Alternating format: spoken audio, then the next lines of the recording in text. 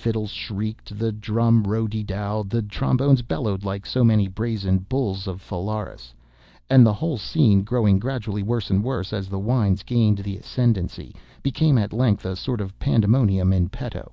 In the meantime, Monsieur Maillard and myself, with some bottles of Sauterne and Vougeot between us, continued our conversation at the top of the voice.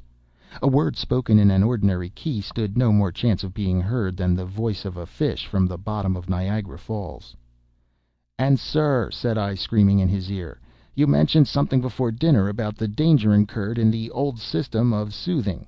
How is that?"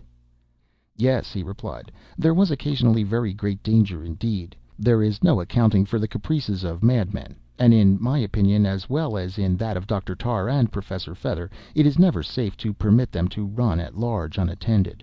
A lunatic may be soothed, as it is called, for a time, but in the end he is very apt to become obstreperous. His cunning, too, is proverbial and great. If he has a project in view, he conceals his design with a marvelous wisdom, and the dexterity with which he counterfeits sanity presents to the metaphysician one of the most singular problems in the study of mind. When a madman appears thoroughly sane, indeed, it is high time to put him in a straitjacket." "But the danger, my dear sir, of which you were speaking in your own experience, during your control of this house, have you had practical reason to think liberty hazardous in the case of a lunatic?"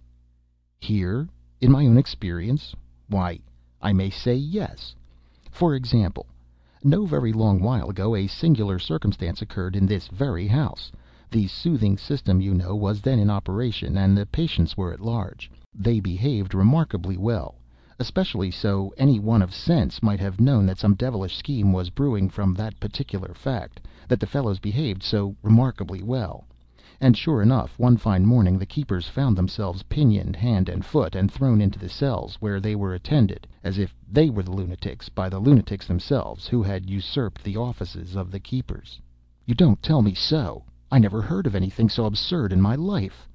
"Fact. It all came to pass by means of a stupid fellow, a lunatic, who by some means had taken it into his head that he had invented a better system of government than any ever heard of before, of lunatic government, I mean. He wished to give his invention a trial, I suppose, and so he persuaded the rest of the patients to join him in a conspiracy for the overthrow of the reigning powers." "And he really succeeded?" "No doubt of it. The keepers and kept were soon made to exchange places. Not that exactly either, for the madmen had been free, but the keepers were shut up in cells forthwith, and treated, I am sorry to say, in a very cavalier manner." "But I presume a counter-revolution was soon effected. This condition of things could not have long existed.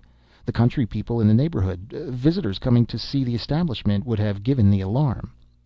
"There you are out. The head rebel was too cunning for that. He admitted no visitors at all, with the exception of, one day, a very stupid-looking young gentleman of whom he had no reason to be afraid. He let him in to see the place, just by way of variety, to have a little fun with him. As soon as he had gammoned him sufficiently, he let him out and sent him about his business." "And how long did the madman reign?" "Oh, a very long time indeed. A month, certainly. How much longer I can't precisely say. In the meantime the lunatics had a jolly season of it, that you may swear. They doffed their own shabby clothes, and made free with the family wardrobe and jewels. The cellars of the chateau were well stocked with wine, and these madmen are just the devils that know how to drink it. They lived well, I can tell you." "And the treatment? What was the particular species of treatment which the leader of the rebels put into operation?" "Why, as for that, a madman is not necessarily a fool, as I have already observed, and it is my honest opinion that his treatment was a much better treatment than that which it superseded. It was a very capital system indeed, simple, neat, no trouble at all. In fact, it was delicious, it was." Here my host's observations were cut short by another series of yells of the same character as those which had previously disconcerted us. This time, however, they seemed to proceed from persons rapidly approaching. "Gracious heavens!" I ejaculated, "the lunatics have most undoubtedly broken loose." "I very much fear it is so," replied Monsieur Maillard, now becoming excessively pale. He had scarcely finished the sentence before loud shouts and imprecations were heard beneath the window, and immediately afterward it became evident that some persons outside were endeavoring to gain entrance into the room.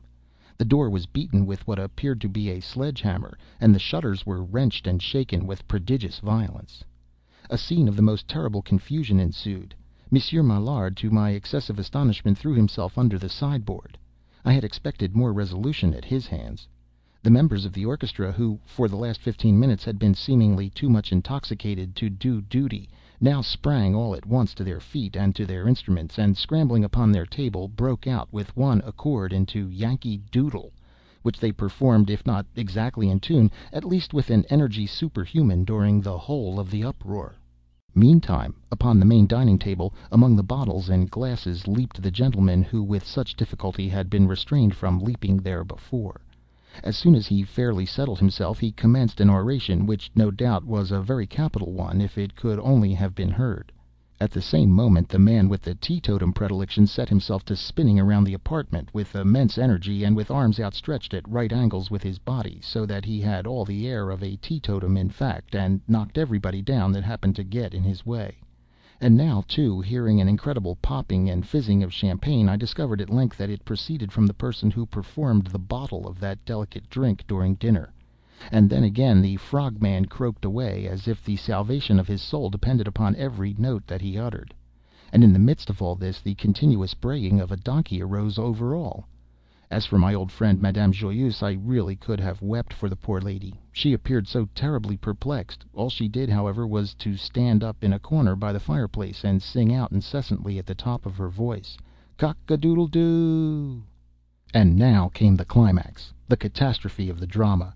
As no resistance beyond whooping and yelling and cock-a-doodling was offered to the encroachments of the party without, the 10 windows were very speedily and almost simultaneously broken in.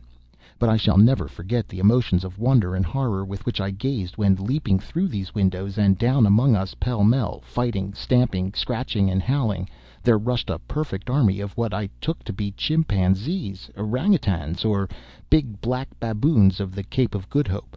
I received a terrible beating, after which I rolled under a sofa and lay still. After lying there some 15 minutes, during which time I listened with all my ears to what was going on in the room, I came to same satisfactory denouement of this tragedy. Monsieur Maillard, it appeared, in giving me the account of the lunatic who had excited his fellows to rebellion, had been merely relating his own exploits. This gentleman had, indeed, some 2 or 3 years before, been the superintendent of the establishment, but grew crazy himself, and so became a patient. This fact was unknown to the traveling companion who introduced me. The keepers, 10 in number, having been suddenly overpowered, were first well tarred, then carefully feathered, and then shut up in underground cells. They had been so imprisoned for more than a month, during which period Monsieur Maillard had generously allowed them not only the tar and feathers, which constituted his "system," but some bread and abundance of water. The latter was pumped on them daily. At length one, escaping through a sewer, gave freedom to all the rest. The soothing system, with important modifications, has been resumed at the chateau. Yet I cannot help agreeing with Monsieur Maillard that his own treatment was a very capital one of its kind. As he justly observed, it was simple, neat, and gave no trouble at all, not the least. I have only to add that, although I have searched every library in Europe for the works of Dr. Tarr and Professor Fether, I have, up to the present day, utterly failed in my endeavors at procuring an edition. End of The System of Dr. Tarr and Professor Fether, by Edgar Allan Poe.